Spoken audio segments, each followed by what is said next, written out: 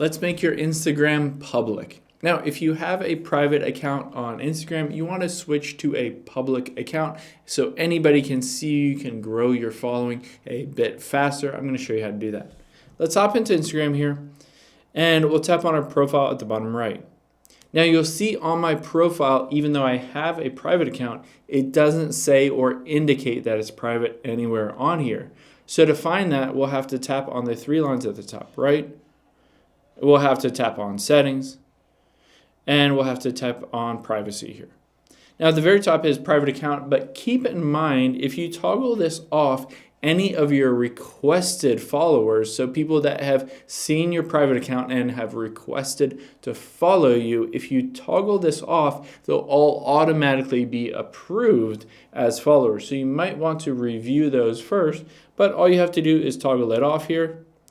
And it says anyone can see your posts, reels, stories, and can use your original audio. This won't change who can message, tag, or mention you. People can remix your reels and download it as part of a remix.